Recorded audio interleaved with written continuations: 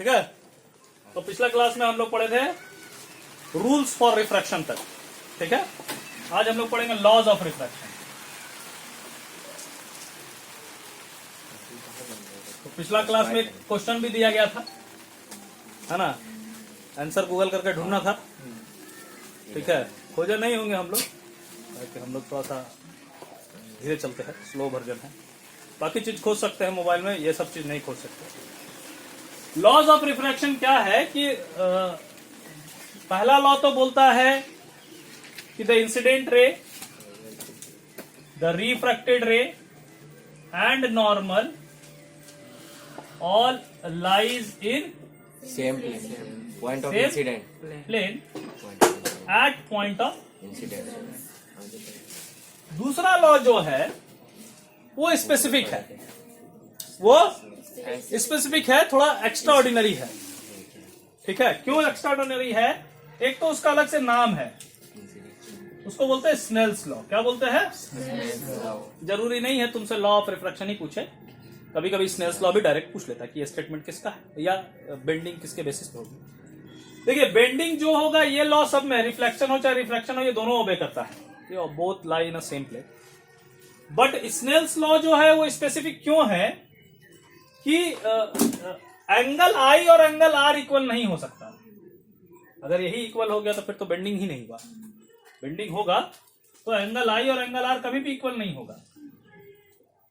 अगर ये आई है और ये आर है तो ये दोनों कभी भी इक्वल नहीं होगा। इक्वल होने के लिए उसको बेंड नहीं करना पड़ेगा। अगर बेंडिंग नहीं होगा, रिफ्रैक्शन नहीं होगा, तो एंगल आई और एंगल आर इक्वल नहीं होगा।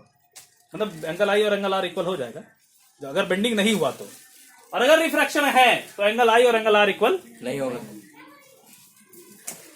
तो एंगल आई और एंगल आर इक्वल नहीं होगा तो मेरे को ये कैसे जानकारी होगा कि कितना एंगल्स अंदर बेंड करे? ठीक है, हम डायग्रामेटिक सिचुएशन में बना लेते हैं कि इधर बेंड किया, समझा लेते हैं कि उधर बेंड किया, अवे फ्रॉम द नॉर्मल या टुवर्ड्स द नॉर्मल। बट कितना एंगल से? जैसे अगर कोई लाइट रे आ रहा है, if it is coming from rare to denser medium और ये बेंड टुवर्ड्स द नॉर्मल किया, तो कितना एंगल से करेगा? क्या सब में एक जैसा बेंडिंग होगा? ठीक है। क्या ग्लास में वैसे ही इतना ही एंगल पे बेंड करेगा जितना वाटर में किया है? क्या सब में उतना ही बेंडिंग होगा? किसी में अलग अलग बेंडिंग नहीं होगा, क्योंकि सब में तो अलग अलग बेंडिंग हो रहा है। अब मान लो एयर से हम लाइट पास करें वाटर में, तो उसमें भी बेंड होगा टुवर्ड्स द नॉर्मल। एयर से जिसमें पास करेंगे टुवर्ड्स द नॉर्मल, क्योंकि हमने पहले विचार किया है पिछले क्लास में कि एयर क्या है? रेयरर मीडियम है, क्योंकि उसमें स्पीड ऑफ लाइट सबसे ज्यादा है, ठीक है, इसलिए वो रेयरर मीडियम है। एयर से जिसमें पास करेंगे वो किधर बेंड करेगा? Towards the. अब जब towards the normal he bend करेगा तो क्या हम एयर से वाटर पास कराएंगे तो उतना ही बेंड करेगा? क्या एयर से ग्लास पास कराएंगे तो ही उतना बेंड करेगा? क्या एयर से टर्पेंटिन, एयर से केरोसिन, एयर से डायमंड, तो क्या सब में उतना ही बेंड होगा? नहीं। अगर सब में बेंडिंग इक्वल होता तो फिर तो बेंडिंग का महत्व ही नहीं रहता, ठीक है। तो सब में बेंडिंग अलग अलग एंगल से होगा, किसी में थोड़ा कम बेंडिंग होगा, किसी में ज्यादा होगा, किसी में बहुत ज्यादा होगा, ठीक है। तो वही चीज है कि किसके लिए क्या बेंडिंग होगा ये हमको जानकारी नहीं है। हमको बस ये पता है कि एक मीडियम से लाइट रे अगर दूसरे मीडियम में जा रहा है तो बेंडिंग होगा। हमको बेंडिंग कितना एंगल से होगा ये नहीं पता, वो भी कितना एंगल के लिए कितना एंगल से होगा। जैसे हर एक एंगल के लिए तो सेम बेंडिंग नहीं। जैसे आप 30 डिग्री पे इंसिडेंट रहे, एंगल ऑफ इंसिडेंस 30 डिग्री है, ठीक है, और किसी में angle of refraction 30, angle of incidence 40 degree, किसी में एंगल ऑफ इंसिडेंस 50 डिग्री है, 60 डिग्री है, इस तरह से चेंज कर सकते हैं। तो क्या हर एक एंगल के लिए सेम होगा? ये भी तो नहीं है। आप मान लेते हैं लाइट रे हम इतना दूर से लाए, हम यहां से लाइट रे कॉल करा दे, तो क्या यहीं पे रास्ता पे जाता? हो सकता है बेंडिंग अलग होती है उसकी, है ना, हो सकता है कि थोड़ा इधर बेंड होता वो, ठीक है। तो क्या बेंडिंग होगा, कैसे बेंडिंग होगा, ये बेंडिंग हमको थोड़ा देखना है, ठीक है, कि कितना वो बेंड करेगा, कितना ज्यादा बेंड करेगा, कितना कम बेंड करेगा। जितना एंगल आर छोटा होगा उतना ज्यादा बेंडिंग है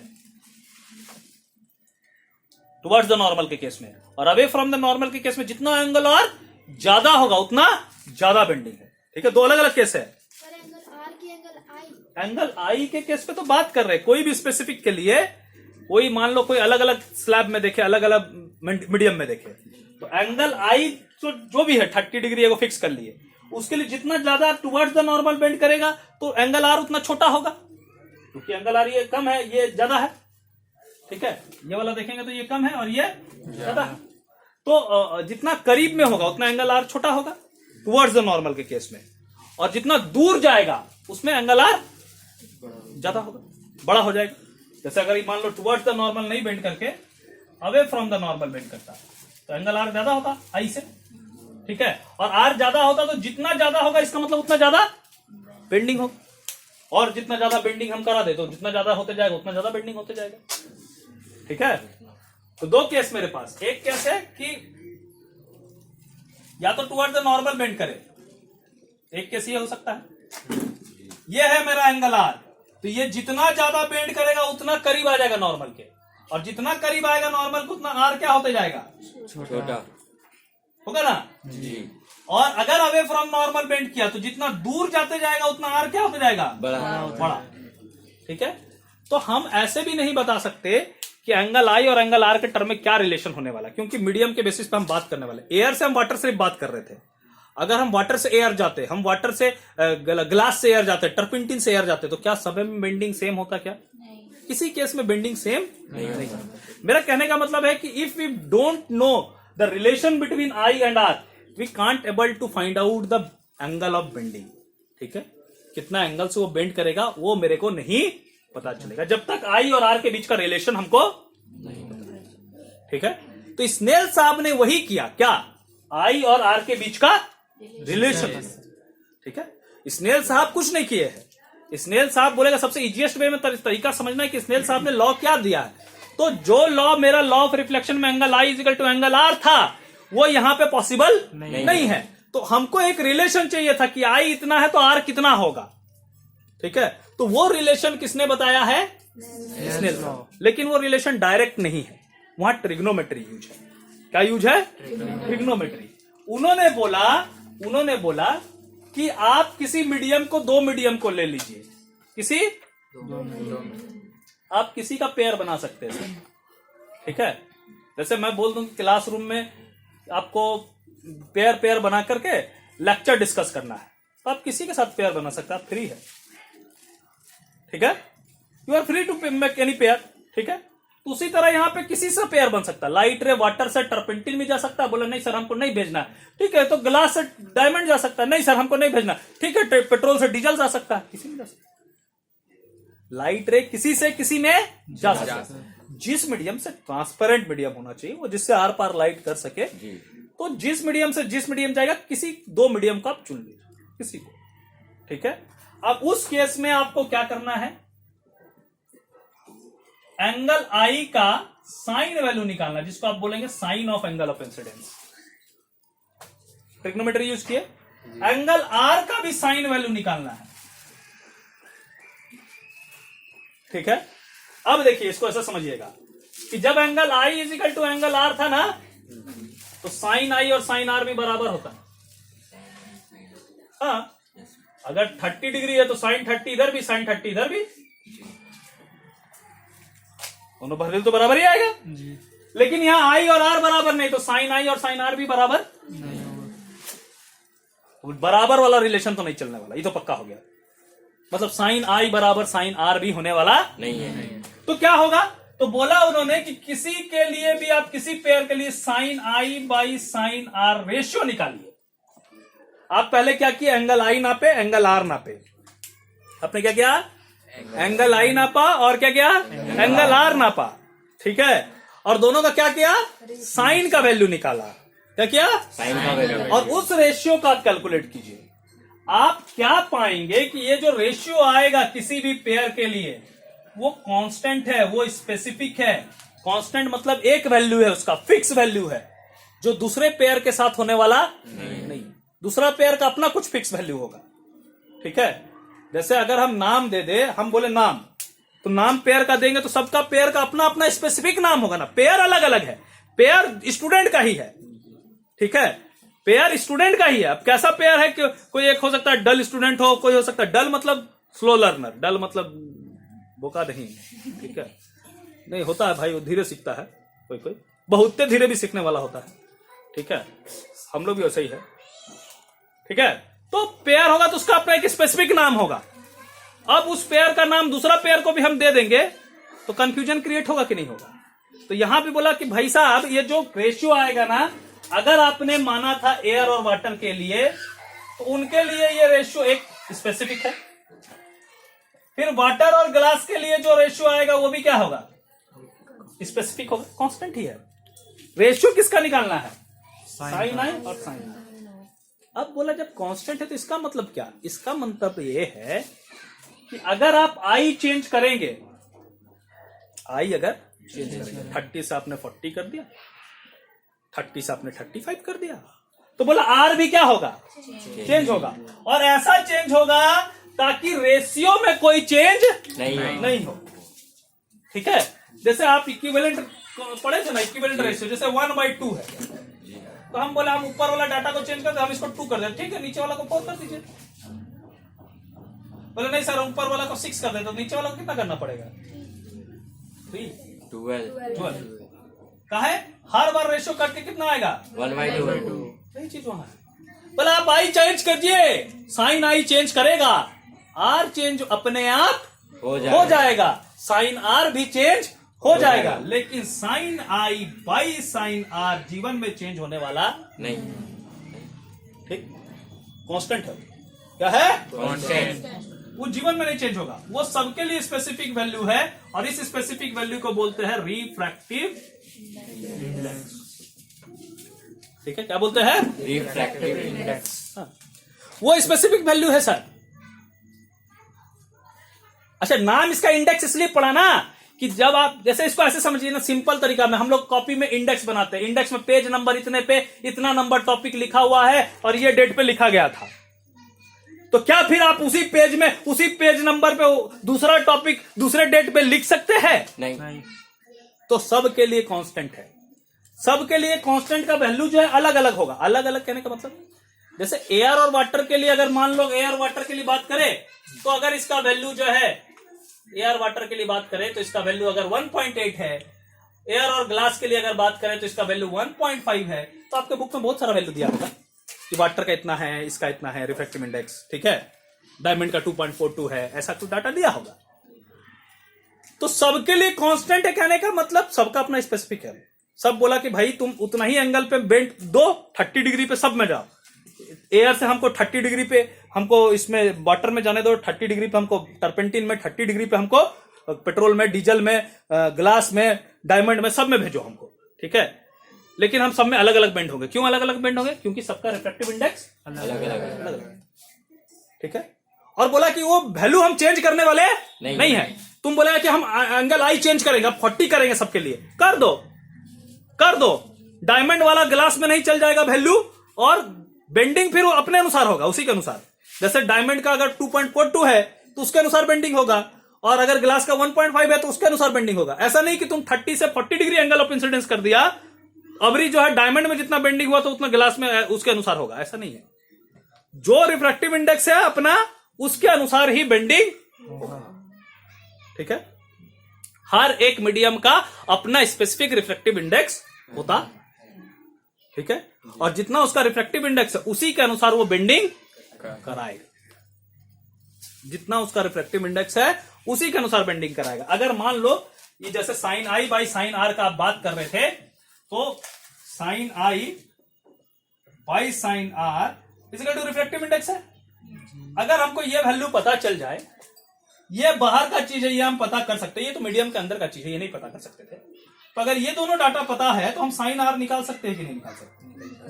अगर हम साइन आर निकाल सकते तो हम आर निकाल सकते हैं कि नहीं निकाल सकते? तो हमको एंगल ऑफ रिफ्रैक्शन पता चलेगा कि नहीं चलेगा, ठीक है।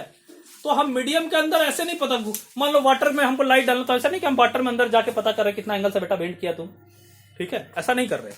हम कर क्या रहे, हमको वाटर का रिफ्रैक्टिव इंडेक्स आप बता दीजिए, ठीक है, और हम काम कर लेंगे, ठीक।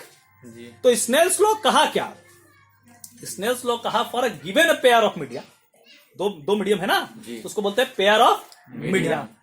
द रेशियो ऑफ, इस पूरे डाटा को पढ़ रहे हैं, the ratio of sine of angle of incidence to the sine of angle of refraction remain constant, that constant is called refractive index. ठीक है, that constant is called refractive index. ये data constant रहेगा, ये change होने वाला नहीं। ठीक है, और हर पेयर का कांस्टेंट है। ऐसा कहने का मतलब नहीं कि वाटर, हम तुमको डायमंड का दे दिए है 2.42, लेकिन वो किसके तुलना पे दिया हुआ है? एयर के तुलना पे। ठीक है, वो 2.42 नहीं रहेगा अगर लाइट रे वाटर से डायमंड में जा रहा है तब, टर्पेंटिन से डायमंड में जा रहा है तब। सब में मैं बोल रहा हूं कि सब में बेंडिंग अलग अलग होगी। इसका मतलब सब में रिफ्रैक्टिव इंडेक्स पेयर का अलग अलग होगा, लेकिन जो रिफ्रैक्टिव इंडेक्स है ना वो पेयर के लिए कांस्टेंट है। पेयर के लिए कांस्टेंट कहने का मतलब उस पेयर में तुम आई चेंज करोगे तो आर ऑटोमेटिकली चेंज होगा, लेकिन वो जो कांस्टेंट का वैल्यू है स्पेसिफिक वो चेंज नहीं होगा। ठीक है, जैसे कहने का मतलब कि आप स्कूल में फी सबमिट करने जाते हैं। ठीक है, तब 10th का स्टूडेंट का फी कांस्टेंट है। ठीक, वो कांस्टेंट है, उसको चेंज नहीं होना है। अगर फाइन की बात नहीं करे तो आप आज जाओ, 5 दिन बाद जाओ, 10 दिन बाद जाओ, ठीक है, तो फी कितना लगेगा? जितना है उतना ही फी लगेगा। ठीक, और सबका स्पेसिफिक है।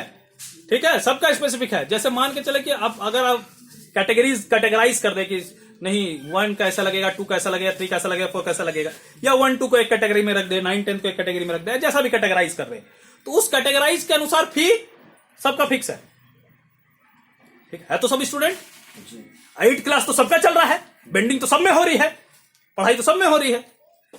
8 पीरियड अगर चलना है, जैसे आप तो कोविड के चलते थोड़ा कम हो गया, 8 पीरियड चलना तो सबका चल रहा है? तो सबका चल रहा तो फिर सब में फी अलग अलग क्यों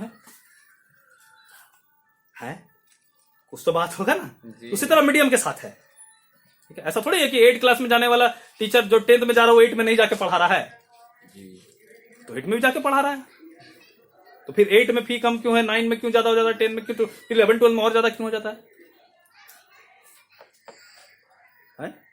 तो पॉइंट ये है कि चलिए ये तो फी के ऊपर बात था, मैं बता रहा हूं कि बेंडिंग अलग अलग सब में है। ठीक है, जबकि सब स्टूडेंट है, सब में लाइट को ही बेंड कराना है। ठीक है, तो लाइट का बेंडिंग हर मीडियम में होगा, लेकिन वही मीडियम तुम पेयर चेंज करोगे तो वही बेंडिंग क्या हो जाएगा? चेंज हो जाएगा। ठीक है, उसी एंगल पे, जैसे एंगल आई अगर तुम 30 रखो और तुम पेयर बना लो वाटर का एयर के साथ, वाटर का डायमंड के साथ, वाटर का पेट्रोल के साथ, वाटर का डीजल के साथ, और सब में 30 30 30 30 डिग्री एंगल रख दो, तो तुमको सब में बेंडिंग एक जैसा दिखाई देने वाला नहीं। तो इसका मतलब हम एयर से वाटर में जा रहे हैं, फिर टर्पेंटिन से वाटर में जा रहे हैं, फिर टॉर्च जो हमने मारा है वो डायमंड से वाटर में मारा है, फिर ग्लास से वाटर में मारा है, सब मारा है हमने, 4 पेयर बनाया है। हो तो सब बेंडिंग किस में रहा है? वाटर में। जिसमें बेंडिंग हो रहा है रिफ्रैक्टिव इंडेक्स उसी का बताया है, इंडेक्स उसी का पता चलेगा। उसमें रिफ्लेक्शन होता है, रिफ्रैक्टिव इंडेक्स इसका पता उसी का पता चलेगा, बेंडिंग उसी का हो रहा है। लेकिन क्या सब में बेंडिंग एक जैसा दिखेगा? क्या नहीं दिखने वाला। तो इसका सबका रिफ्रैक्टिव इंडेक्स सब पेयर का अलग अलग है कि नहीं है? जी। तब ना ऐसा हो रहा है कि अलग अलग दिखाई। आप देख सकते, कोई दिक्कत नहीं, घर जाके आप देख सकते हैं। ठीक है, टॉर्च मार के। ठीक है, हाँ, एक बार खाली गिलास में रख करके, ठीक है, एक बार उसमें पानी डाल करके जाना, तो लाइट रे ग्लास से एयर है। ठीक, फिर जब पानी डाल देगा तो क्या हो जाएगा? ग्लास से वाटर, वाटर से ग्लास, ग्लास से एयर, उसी ना पार होगा जी।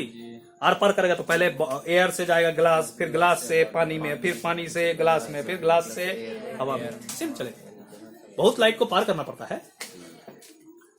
तो सब में रिफ्रैक्शन एक जैसा नहीं होगा। फिर तुम उसमें तुमको मन कर रहा नहीं केरोसिन डाल के देखते हैं तो केरोसिन डाल के देख लेना। ठीक है, सीधा नहीं मारना है। क्यों सीधा नहीं मारना है? जैसे मान लेते हैं ये जो है ना, सीधा अगर पानी भरा ऐसे तो सीधा नहीं मारना, परपेंडिकुलर जब भी मारेगा तो रिफ्रैक्शन नहीं दिखेगा, क्योंकि अगर एंगल आई 0 हो गया तो फिर रिफ्रैक्शन दिखाई नहीं देगा। एंगल आई 0 होने का मतलब ऊपर का ही डाटा कितना हो गया?